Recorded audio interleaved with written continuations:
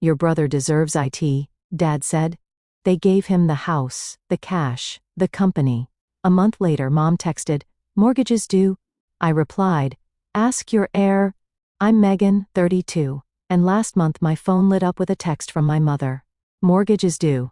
3 years ago, my parents handed their multi-million-dollar construction company, family home, and investment accounts to my younger brother Ryan, saying he deserved it all. I spent 15 years helping build our family business while Ryan partied through his 20s. When Dad told me I was getting nothing, his exact words were, "Your brother deserves it." Now they're drowning in debt. Before I tell you what happened next, drop a comment letting me know where you're watching from, hit that like button, and subscribe to join my journey of standing up for myself. Growing up in our sprawling colonial home in the suburbs of Boston, I always felt like I was living in Ryan's shadow. Our family story began with my grandfather, William Patterson, who started Patterson Construction from his garage in 1965. With nothing but determination and a pickup truck, he built it into a respectable local business. When my father Thomas took over in the early 1990s, he expanded it into a regional powerhouse with contracts across New England. I was 7 when Ryan was born. I remember my father's face lighting up in the hospital waiting room when the nurse announced, "It's a boy." That moment set the tone for the next 25 years of family dynamics. Finally, a Patterson to carry on the family name, Dad declared, as if I hadn't existed for the previous 7 years. From the beginning, the difference in how we were treated was subtle but unmistakable. For Ryan's 5th birthday, he received a custom playhouse that Dad had the company crew build in our backyard. For my 12th birthday that same year, I got a cake and a bookstore gift card. When I brought home straight A's on my report card, Mom would say, "That's nice, honey," before turning her attention back to Ryan's C in math, praising him for improving. My mother Nancy wasn't openly biased, but she enabled my father's favoritism. She was the peacekeeper, always trying to smooth things over with extra attention when Dad wasn't looking. "Your father just has traditional values," she'd whisper, after particularly painful instances of favoritism. "He doesn't mean anything by it." By the time I reached high school, I had developed a strategy: excellence. If I couldn't win their affection through existence, perhaps achievement would do the trick. I joined every business-related club, became president of the Future Business Leaders of America chapter, and graduated as salutatorian. Meanwhile, Ryan barely maintained AC average, spending more time at attention than in extracurricular activities. During my sophomore year, I overheard Dad talking with Ryan after he'd been caught drinking at a school dance. "Boys will be boys," Dad said with a laugh. "Just don't get caught next time." 3 months earlier, I'd been grounded for a week for missing curfew by 15 minutes after staying late at a study group. When it came time for college decisions, I specifically chose to major in business management with a focus on construction management, not because it was my passion, but because I thought it would finally earn my father's respect. I wanted to show him I was serious about the family business. Ryan, on the other hand, bounced between 3 different majors before settling on communications because it was easy. The summer before my senior year of college, I interned at Patterson Construction. I arrived early, stayed late, and absorbed everything I could about estimating, project management, and client relations. Dad barely acknowledged my presence, assigning me to file paperwork while Ryan, home from his sophomore year, was invited to client meetings and job sites. "Ryan needs to learn the business from the ground up," Dad explained, when I questioned why my brother was attending executive meetings while I organized the supply closet. The irony was completely lost on him. Despite everything, I loved our family business. I saw its potential and genuinely wanted to be part of its future. Every summer and holiday break, I worked different positions throughout the company. I learned the names of every employee from the accounting department to the construction crews. I understood their concerns, their processes, and their ideas for improvement. Christmas of my senior year in college, I presented my father with a detailed business plan for expanding Patterson Construction into green building practices. I'd spent months researching industry trends, tax incentives, and potential new client bases. He glanced at the cover, said, "We'll see," and set it aside. Later that night, he spent 2 hours in the den with Ryan, teaching him how to read blueprints even though Ryan showed no interest or aptitude. Mom tried to comfort me afterward. "Your father just connects better with Ryan," she said, patting my hand. "He doesn't know how to relate to a daughter in business." I pointed out that several major construction companies in our area were run by women. She just shrugged and changed the subject. By the time I graduated, I had accepted that I would never be the favorite, but I was determined to prove my worth through results. I believed that actions spoke louder than words, and eventually, my contributions would be undeniable. Looking back now, I recognize the naivety in that hope. No amount of excellence can overcome entrenched favoritism, especially when it's reinforced by traditional gender expectations. Despite everything, I never gave up. Maybe that was my greatest strength or my biggest weakness. I refused to walk away from a family and a business that I loved, even when every sign pointed to the fact that my place in both would always be secondary to my brother's. I worked 3 part-time jobs throughout college to pay for my expenses. Meanwhile, Ryan received a full ride from the bank of mom and dad, complete with a luxury apartment and a new car every 2 years. My parents covered his tuition, rent, meal plan, and gave him a generous monthly allowance that exceeded what many graduates make in their first jobs. When I asked my parents why they wouldn't help me financially, Dad said, "You need to learn the value of hard work." As if Ryan didn't. I graduated summa cum laude with a double major in business administration and construction management. Ryan barely scraped by with a 2.3 gigapascals in communications after 5.5 years. At my graduation dinner, Dad raised a toast to Megan, who always does things by the book. At Ryan's graduation 6 months later, he wept openly. "To my son, who will carry the Patterson name into the future of our business." When I officially joined Patterson Construction after graduation, I was placed in an entry-level estimating position despite my qualifications. My starting salary was lower than recent hires with less education. "You need to understand every aspect of the business from the ground up," Dad explained. 3 weeks later, Ryan was installed in a newly created Vice President of Client Relations role, complete with a corner office and company car. During my first year, I identified nearly $400,000 in potential savings through more efficient material ordering processes. I created a spreadsheet tracking historical pricing from various suppliers and identified patterns that allowed us to negotiate better rates. When I presented my findings in a management meeting, Dad nodded and said, "Interesting," before moving on to Ryan's presentation about hosting a company golf tournament. Despite the constant disappointment, I continued to excel. I became known among the project managers as the person who could solve problems. When material shipments were delayed, I found alternatives. When subcontractors failed to show, I had backups ready to call. I built relationships with everyone from the receptionist to the lead foreman on our biggest projects. One particular project stands out in my memory. We were building a medical office complex with a tight deadline and substantial penalties for late completion. 2 months into construction, our project manager quit unexpectedly. Ryan was supposed to step in, but he was on a 3-week European vacation with friends. Dad was in a panic until I volunteered to take over. I worked 14-hour days for 6 weeks straight. I renegotiated with subcontractors, reorganized the construction schedule to optimize crew time, and personally supervised critical phases of the project. We completed the building 2 days ahead of schedule and under budget. The client was so impressed they immediately contracted us for their next expansion. At the completion ceremony, I stood in the background while Dad and Ryan, who had returned just in time, cut the ribbon. The client's CEO specifically asked for me, shook my hand, and said, "This wouldn't have happened without you."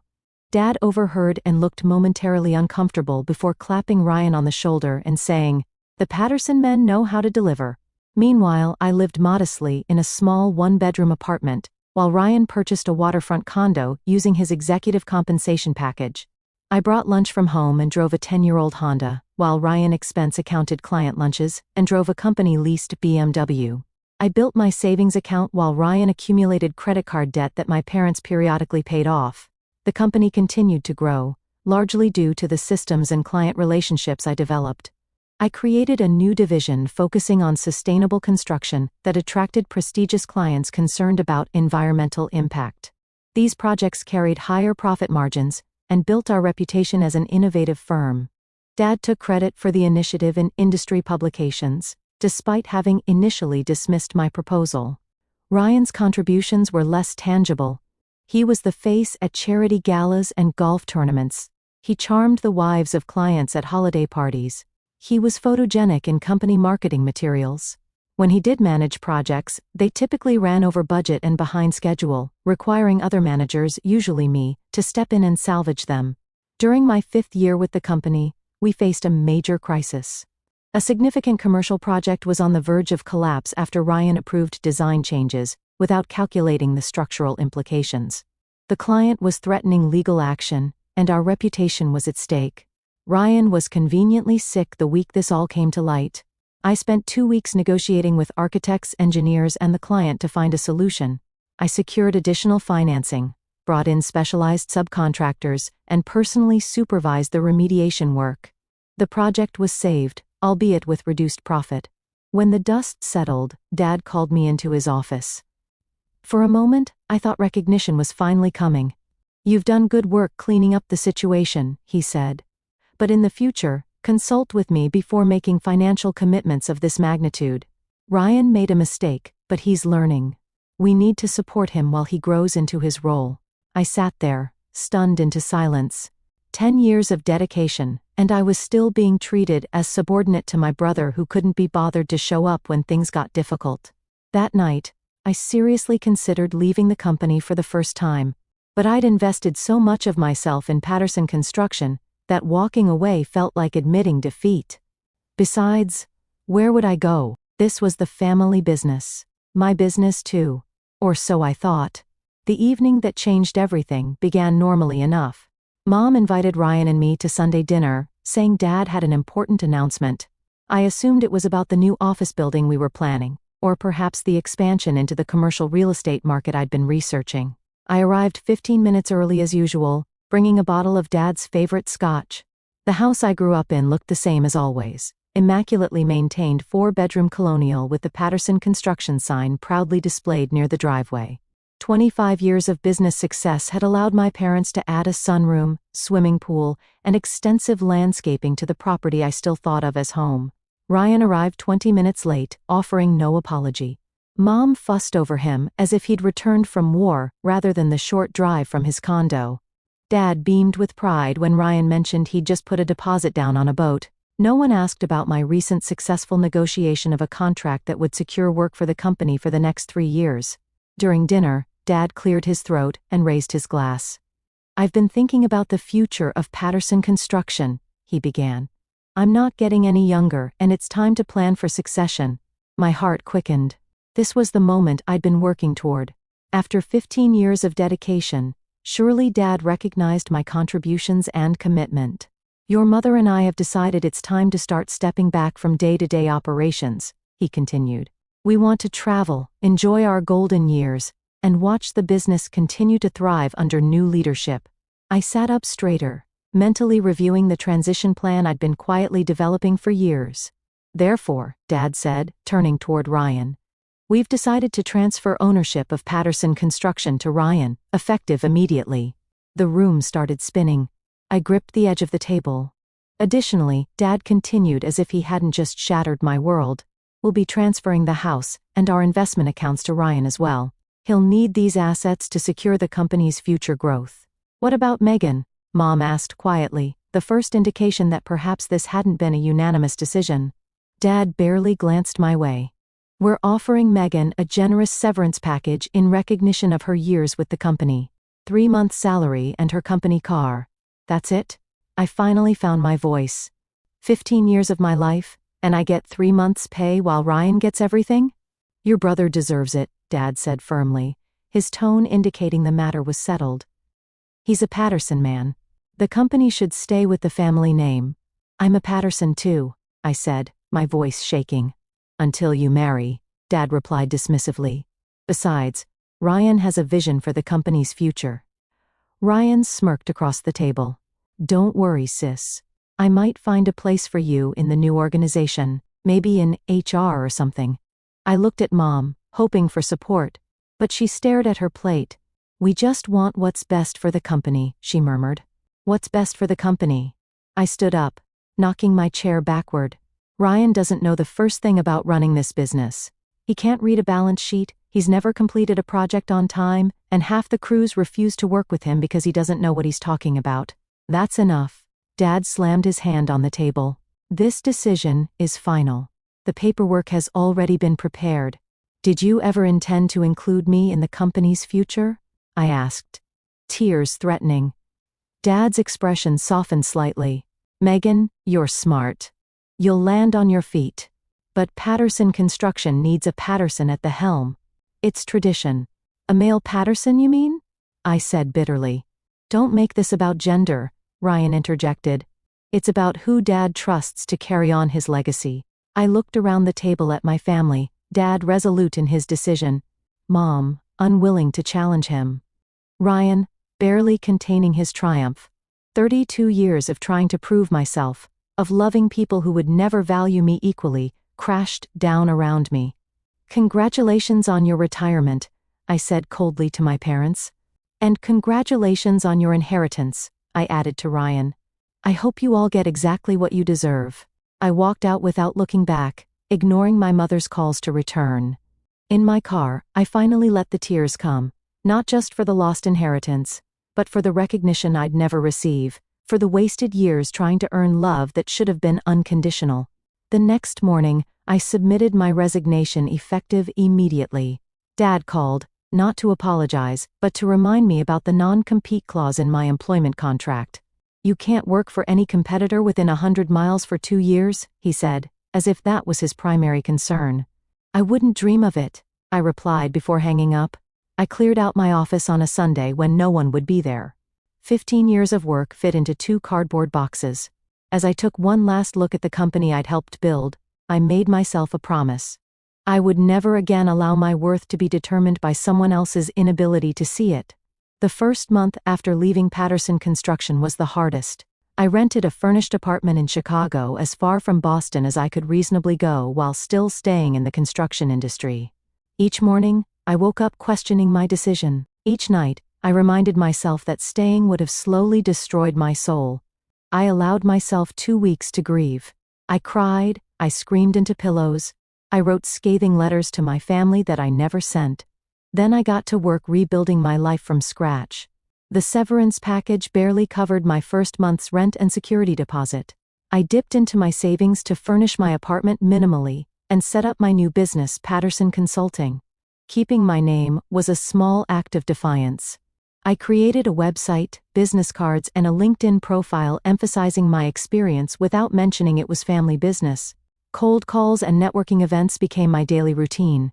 I introduced myself to everyone in the Chicago construction industry. From subcontractors to developers, most doors remained firmly closed.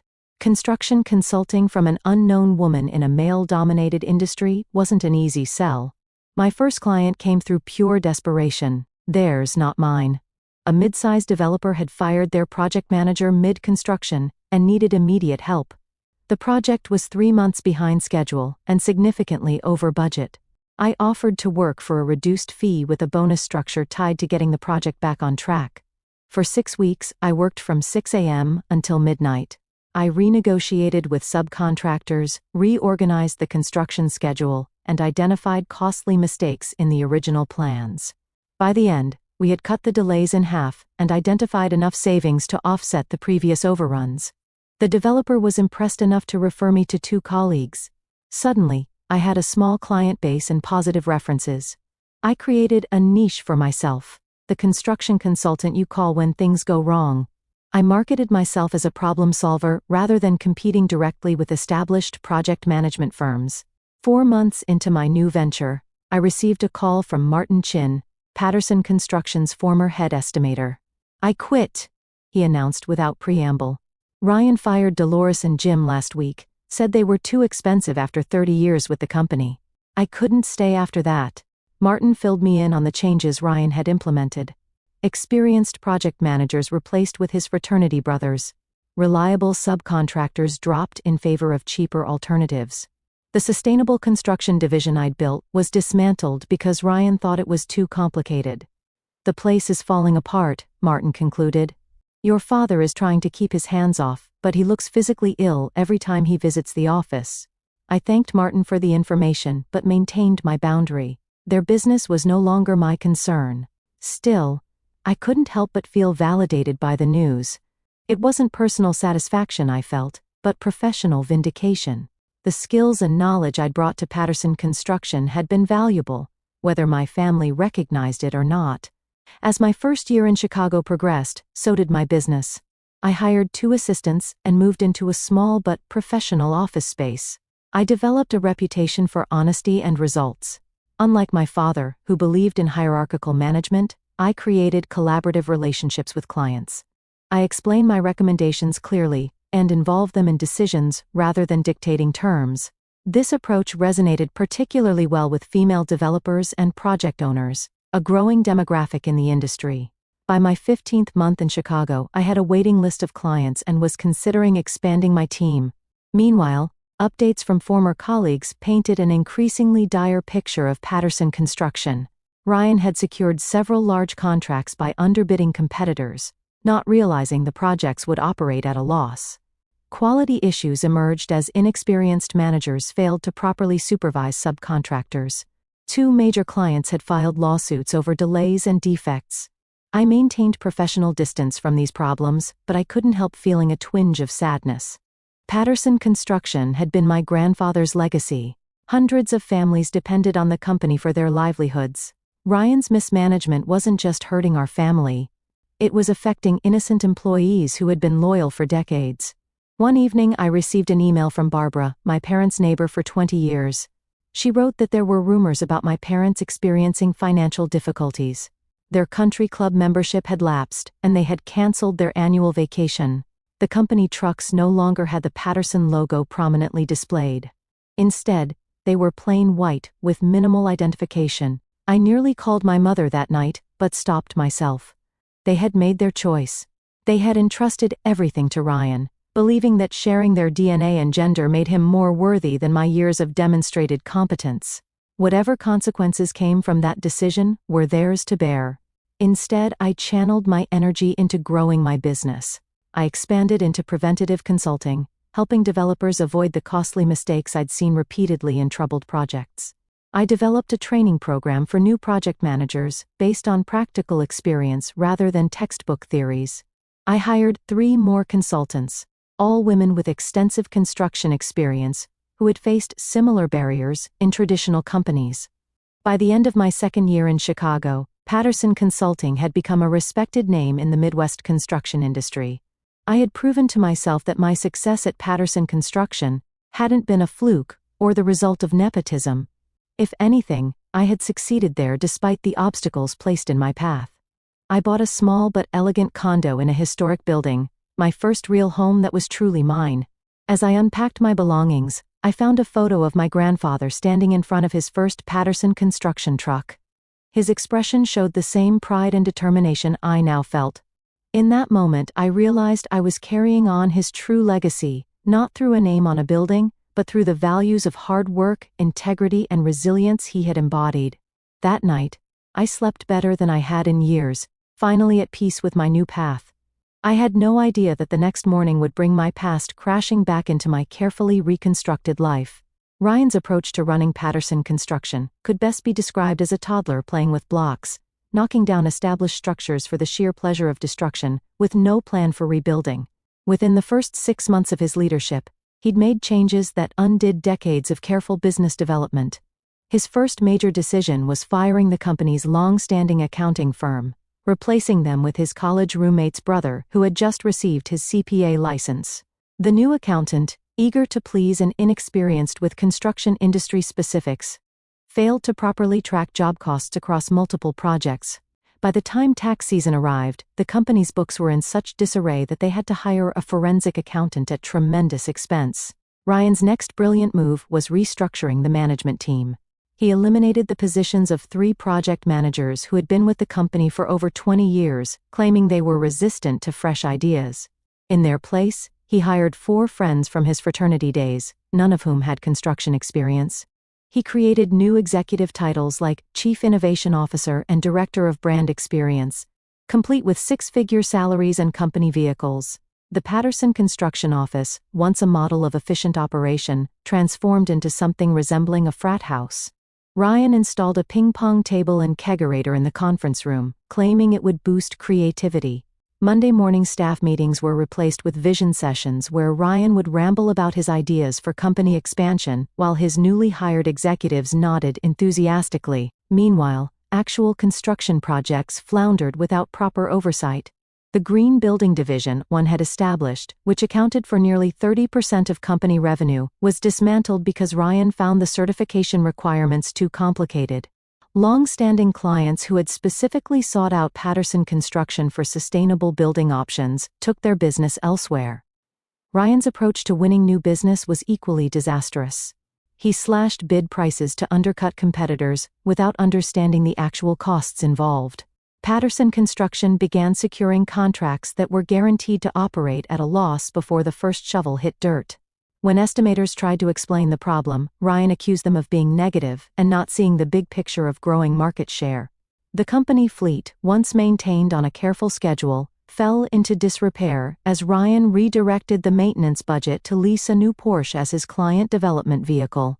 Equipment began breaking down on job sites, causing delays that triggered penalty clauses in contracts. Subcontractors who had worked with Patterson Construction for generations found themselves waiting 90 days for payment instead of the standard 30. Many refused to take on new Patterson projects, forcing Ryan to hire unknown subcontractors whose work quality was inconsistent at best.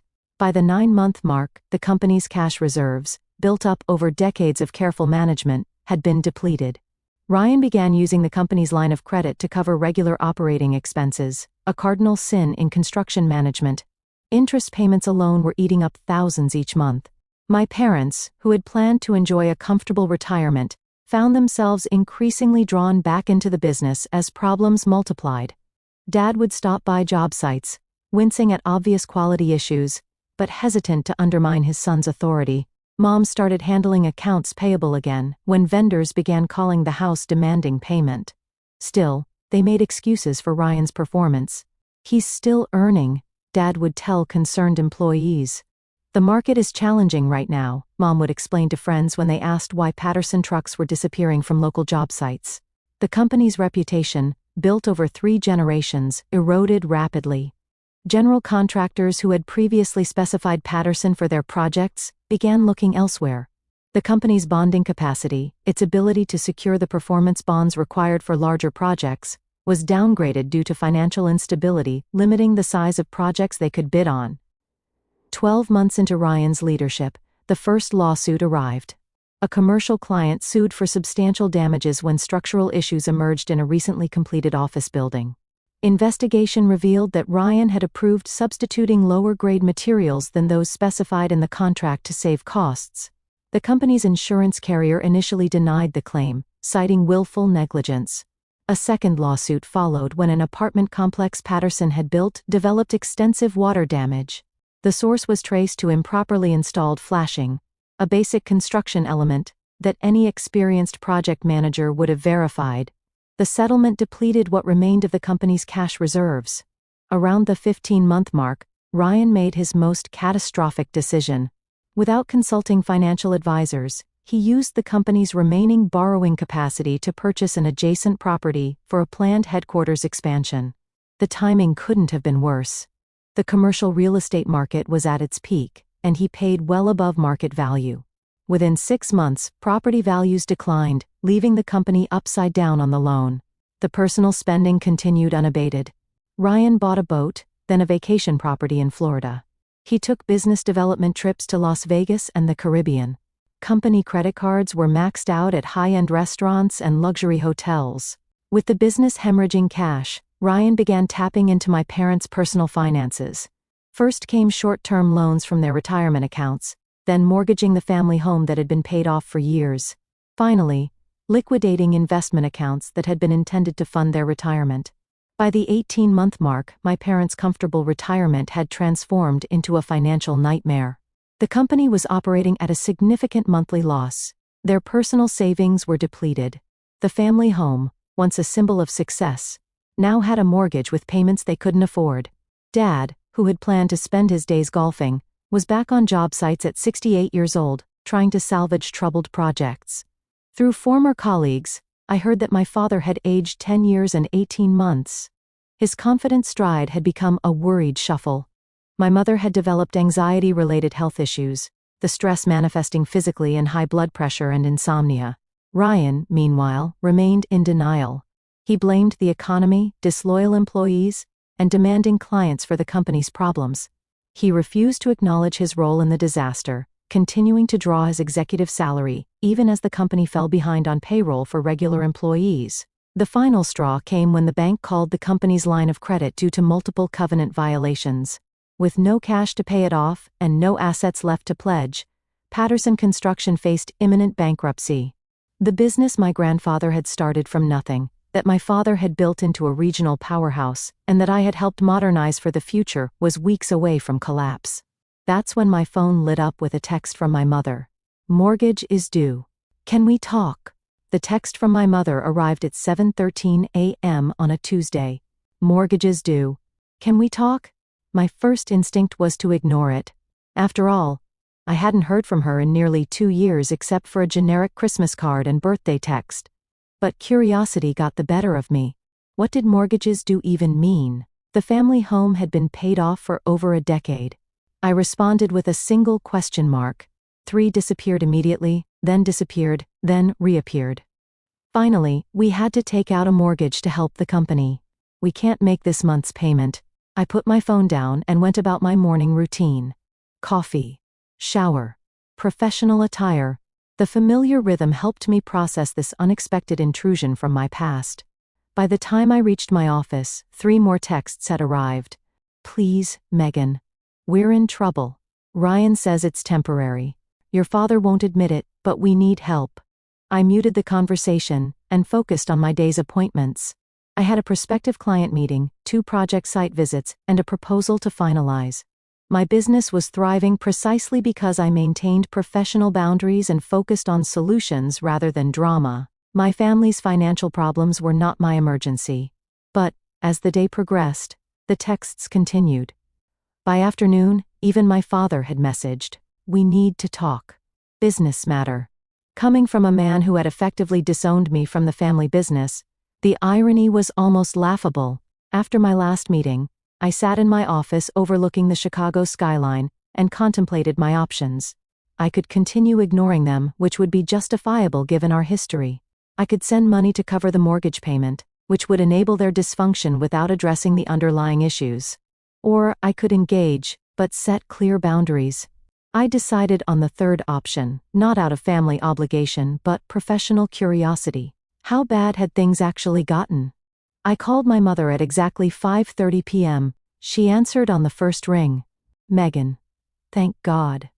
I've been waiting all day." "I had meetings," I said neutrally. "What's going on with the mortgage?" What followed was a 20-minute monologue of financial disaster. The house had been mortgaged to secure a business loan when the company's credit was downgraded. That loan had been used to cover losses on 3 major projects that Ryan had underbid.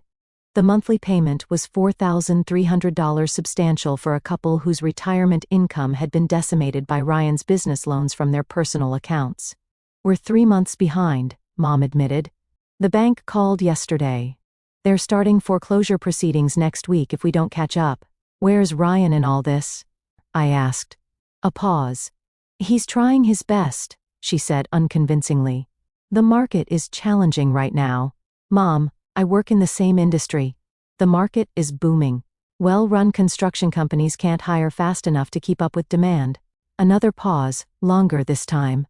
"Your father would like to speak with you," she said finally, passing the phone. Dad's voice had aged, the once authoritative tone now wavering slightly. "Megan. Thank you for calling." "I'm listening," I said, neither hostile nor welcoming. He cleared his throat. "The situation at Patterson Construction has become complicated. We're facing some temporary cash flow issues that have affected our personal finances." "Define temporary and complicated," I replied. What emerged over the next hour was far worse than I had imagined. The company was essentially insolvent. Multiple lawsuits from clients and suppliers were pending. The bank had frozen their business accounts. Ryan had hired and fired 3 CFOs in 18 months, each one quitting when they realized the extent of the financial mismanagement. Employees hadn't received paychecks for 3 weeks. Tax liens had been filed for unpaid payroll taxes. Where is Ryan now? I asked. He's in Florida, Dad admitted reluctantly. At the condo.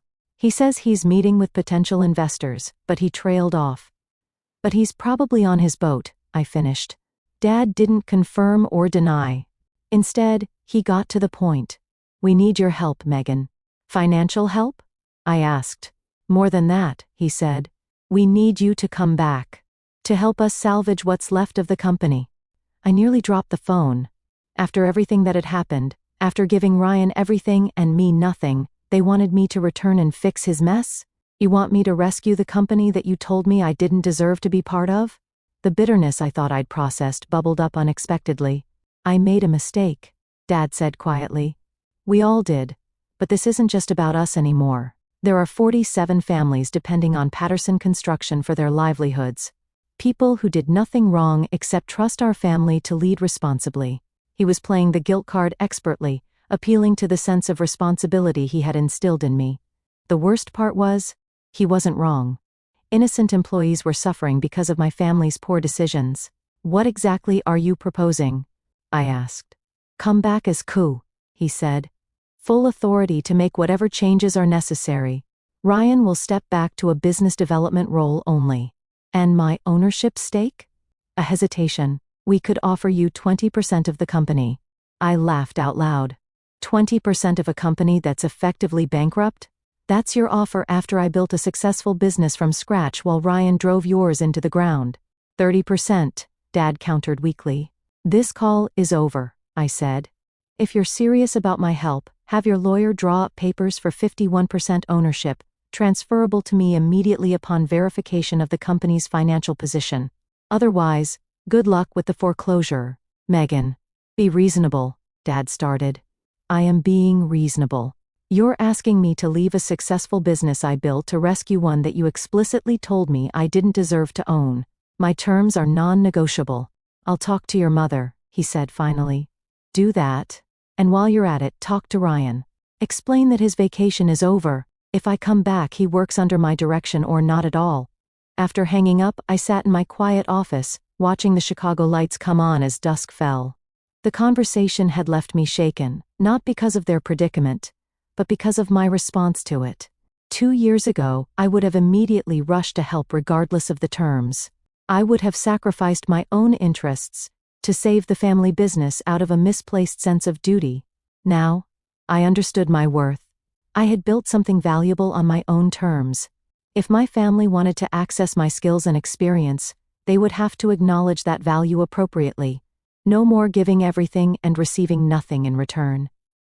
My phone buzzed with a text from my mother. Your father is talking to the lawyer tomorrow. Please help us, Megan. We have nowhere else to turn. I left it unanswered. Their crisis had simmered for months. It could wait another day while I considered my options carefully. Whatever decision I made would be based on business logic, not emotional manipulation or family obligation. For the first time in our relationship, I had the leverage. The question was, what would I do with it? 3 days after the desperate call from my parents, I boarded a flight to Boston. In my briefcase were 2 documents prepared by my attorney, one for a consulting agreement, the other for a transfer of controlling interest in Patterson Construction. I had no idea which would be signed if either. I had rented a car rather than asking my parents to pick me up, maintaining the professional distance this situation required. The drive to their house, the house I grew up in, felt surreal. The property looked neglected, with overgrown landscaping and peeling paint on the trim.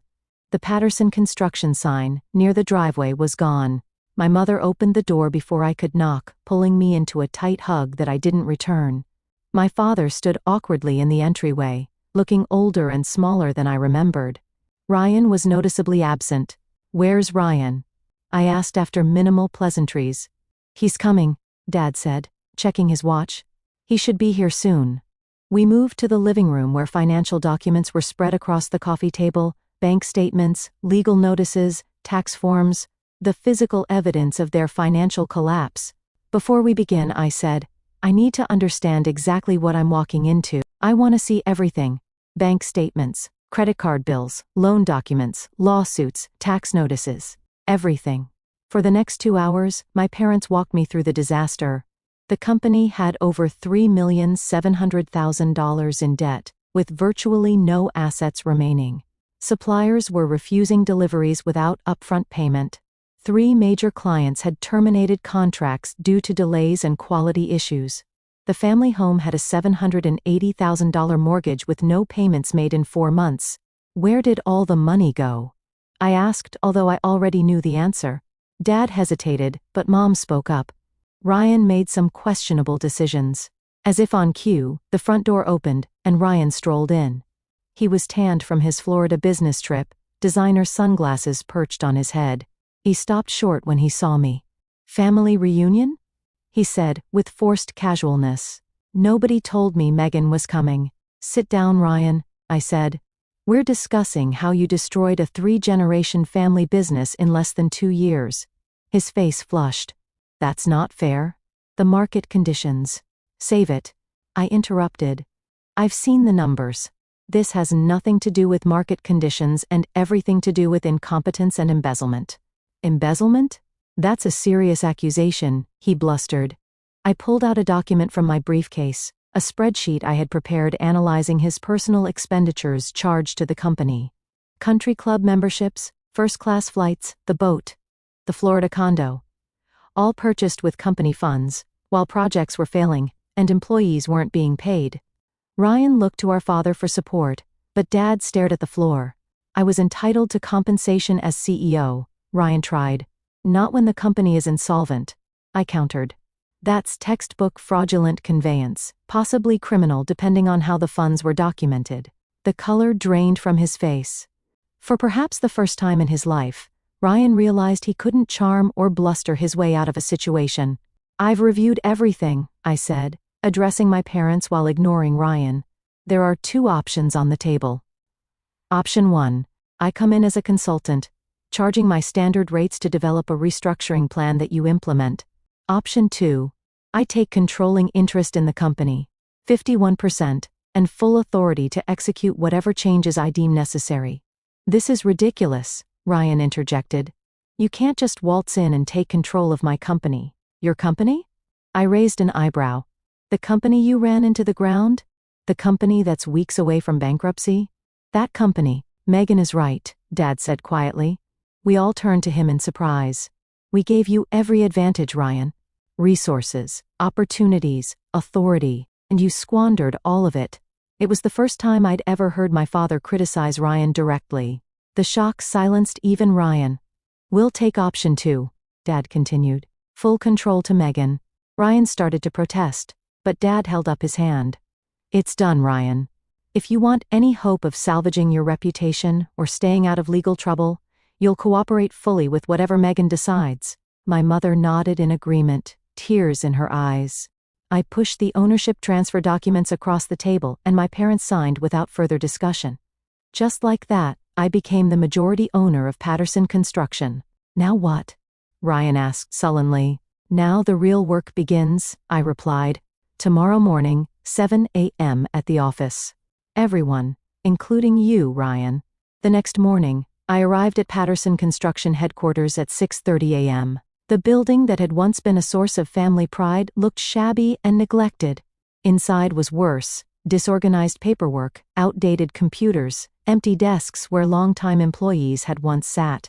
My parents arrived at 6:50, Ryan at 7:20 with a coffee in hand and no apology for his tardiness. I gathered them in the conference room, now devoid of the ping-pong table but still bearing scuff marks on the walls. "Here's how this works," I began. "This is a rescue operation, not a family reunion.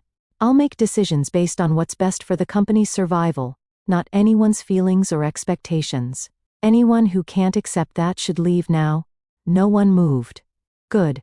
First order of business, Ryan. You're removed from all operational and financial responsibilities, effective immediately. You'll work exclusively in client relations under my direct supervision. Your salary is reduced to match other department heads. Company credit cards canceled. Company car returned. Florida condo sold." Ryan started to protest, but Dad placed a warning hand on his arm. He subsided, glaring at me. "Mom and Dad, you'll serve in advisory capacities only. You have institutional knowledge that's valuable but no decision-making authority. Your retirement benefits are suspended until the company is profitable again. My mother nodded. My father looked pained but didn't object. I've contacted key former employees who were terminated or quit under Ryan's leadership. 7 have agreed to return, including Martin Chen and Dolores Rodriguez, who will resume their previous roles in estimating and office management. I outlined the rest of my restructuring plan: renegotiating with creditors, meeting personally with dissatisfied clients, implementing strict financial controls, and selling non-essential assets to generate operating capital. I made it clear that the recovery would be painful and required sacrifices from everyone. Over the next 3 months, I split my time between Chicago, where my assistant managed ongoing Patterson consulting projects, and Boston, where I implemented the rescue plan. I worked 16-hour days, 7 days a week. I made difficult decisions, including laying off Ryan's fraternity brothers and terminating expensive office leases. The turnaround wasn't immediate, but progress came steadily. We negotiated payment plans with suppliers who respected my reputation in the industry. 2 major clients agreed to reinstate contracts with revised timelines after I personally guaranteed quality oversight. The bank restructured loans based on our realistic recovery plan. Ryan, to my surprise, proved somewhat useful once limited to client relations only. Stripped of financial authority but still able to charm potential clients, he secured several small but profitable projects that helped stabilize cash flow. He seemed humbled by the experience of nearly losing everything, though I remained cautious about his newfound responsibility. 6 months into the rescue operation, Patterson Construction was stable, not thriving, but no longer at imminent risk of collapse. I had established systems and training that allowed me to scale back my direct involvement. My parents had downsized to a smaller home, using the proceeds from selling their over-mortgaged property to eliminate personal debt. As for me, I maintained majority ownership, but hired an experienced construction executive to handle day-to-day operations in Boston, while I returned to my Chicago business full-time. I had proven what I needed to prove, to my family and to myself. The most significant change wasn't in the company's financial statements, but in my family's dynamics. My father, who had once dismissed my contributions, now consulted me on every major decision. My mother, who had enabled years of favoritism, apologized tearfully during a private dinner. Even Ryan acknowledged, albeit reluctantly, that the company would have disappeared without my intervention. But the most important transformation was internal. I no longer needed their approval or recognition to validate my worth. I had built a successful business on my own terms, then rescued the family company on my terms. My sense of value came from within, not from external validation. A year after that desperate text about the mortgage, I received another message from my mother. The company showed a profit this quarter. Thank you for saving our legacy. I smiled at the message but didn't immediately reply. Instead, I looked around my Chicago office, at the business I had built from nothing, at the team I had assembled based on merit rather than nepotism. This was my legacy. Not a name on a building or a company passed down through generations, but the knowledge that I had created something valuable through my own efforts. Later that evening, I finally replied to my mother. It was never about the legacy. It was about recognizing worth where it exists, not where tradition dictates it should be. I'm glad you finally see that. The journey from being the overlooked daughter to the company's savior taught me lessons no business school could provide. That sometimes losing everything is the only way to discover your true value. That standing firm in your worth isn't selfish, it's necessary. And, most importantly, that the opinions of others, even family, don't define your capabilities or potential. So, what about you? Have you ever had to prove your worth to people who should have recognized it all along? Have you had to create boundaries with family to protect your self-respect? I'd love to hear your stories in the comments below. Don't forget to like this video and subscribe to my channel for more real-life experiences and lessons learned the hard way. Remember, sometimes the people who should support you the most are the ones who see your value least, until you show them exactly what they stand to lose. Thank you for joining me on this journey, and I'll see you in the next video.